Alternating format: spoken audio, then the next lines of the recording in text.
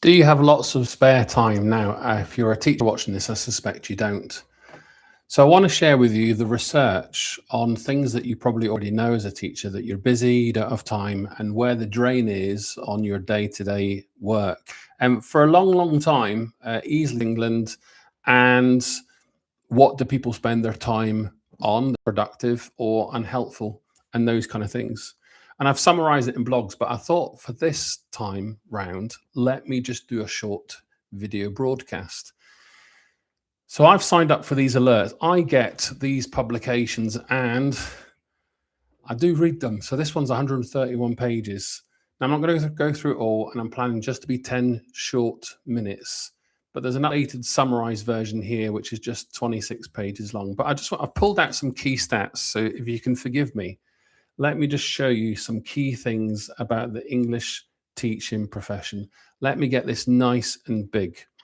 So to just do this a kind of bit of justice, where the research organizations gather this data, there's a good 10,000 teachers and leaders that have responded to this survey. So quite it's not 500,000 teachers, but it's representative of the teaching profession. And at least since Nicky Morgan's time, way back in 2013, this has been a reoccurring publication piece of research from the DfE, who, they said they would do this, and with all due respect, they have, and they continue to do so. So we've got data about the pressures on the teaching profession. This one here is what are the influences of people returning into work in the English state sector. And you can see that number one reason, it's a personal change in circumstances. So the phrase that I often use, life gets in the way. You break your leg, a bereavement, moving house, changing locations, those kind of things. Or security. Job security is often, teaching. We do have redundancies, but it's a pretty safe career. This one here, what are your views on returning to the state school? So we've got here that my subject knowledge was sufficiently up to date. So you've kind of got an 84% agree figure here. And the key that you got strongly agrees 42%, 42% tend to agree. Recent classroom experience, again, we need to dig into the data. What do we define by recent? 1 year, 3 years, 5 years, those kind of things. And the pay that you were anticipated. What are the things we have here? So on page 20, the support that you receive. So from teaching colleagues, 59% say it's a source of support. So people around you help you perform your duties. No teacher in the world can solve complex classroom problems by themselves. Teaching is a team sport, so you need people around you to help unpick those complex classroom problems. Look at the second one down here, senior leadership team.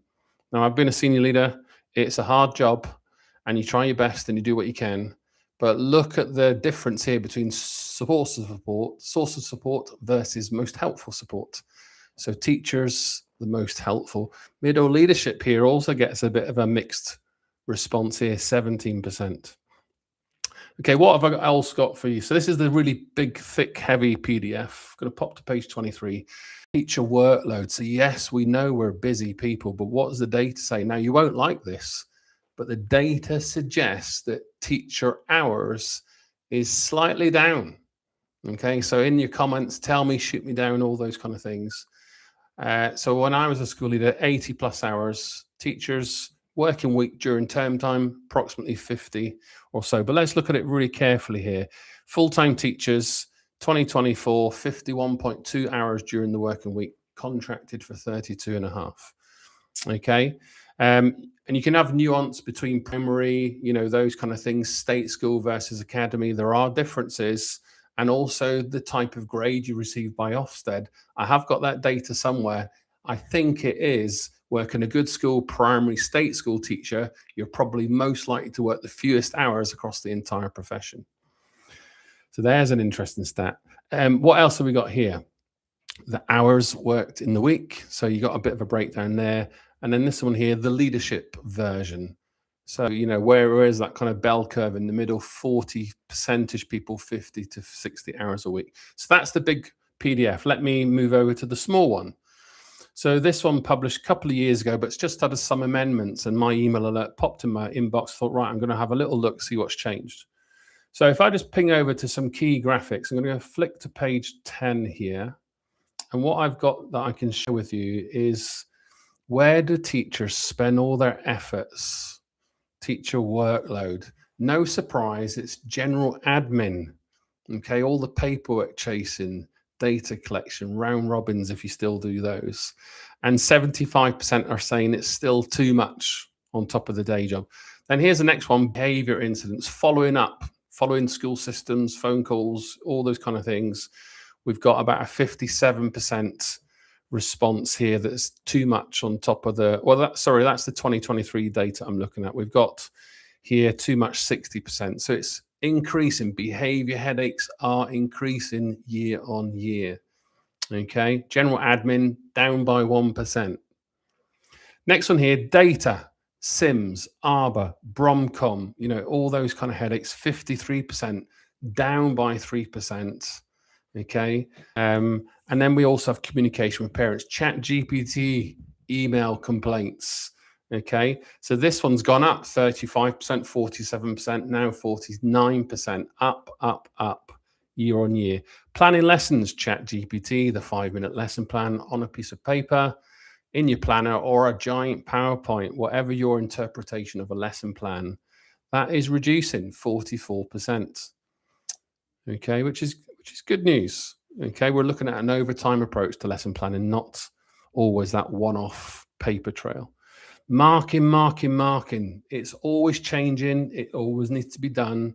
I guess the dialogue's changing here. And if people are familiar with my research guide to feedback, you'll know my view for 43% here.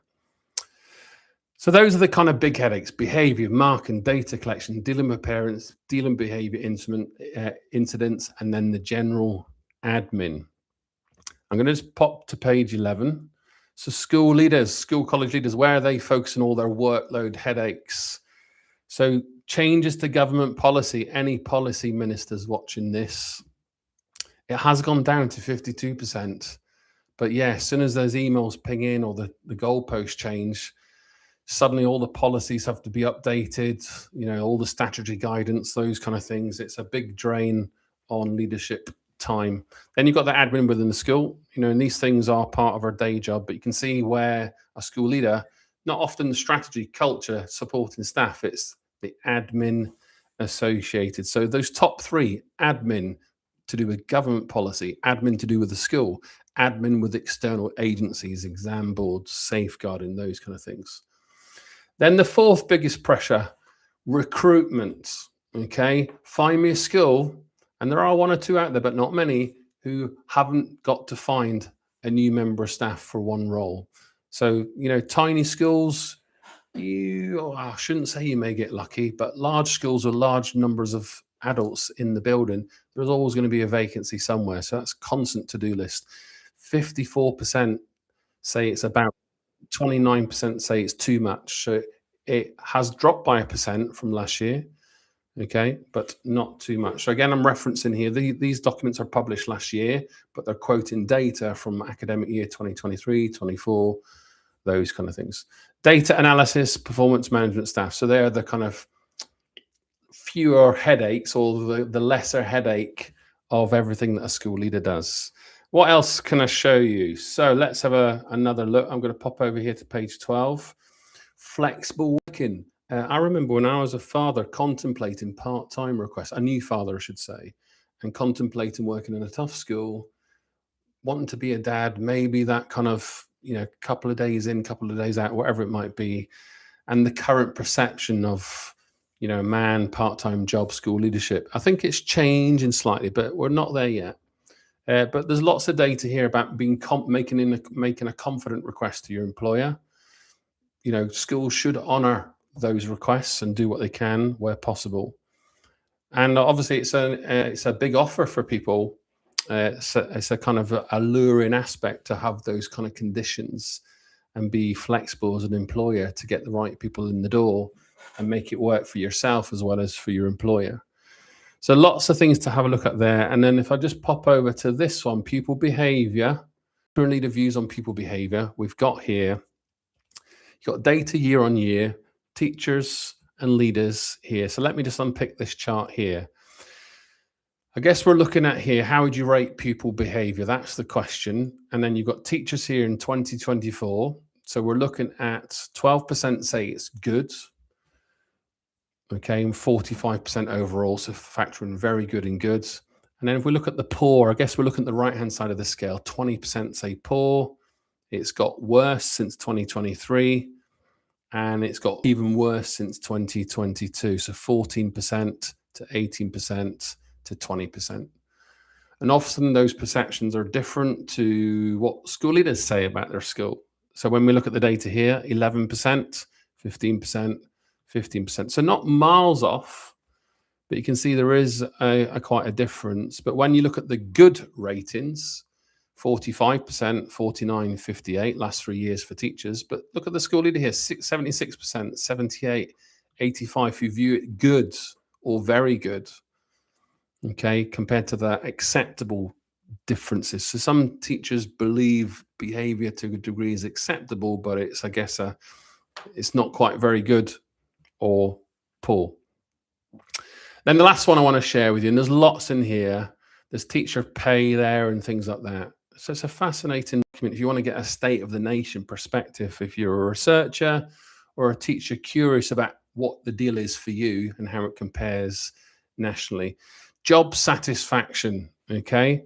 Are our teachers, so 500,000 of us, losing 45,000 teachers every year, having to recruit 45,000 teachers every year?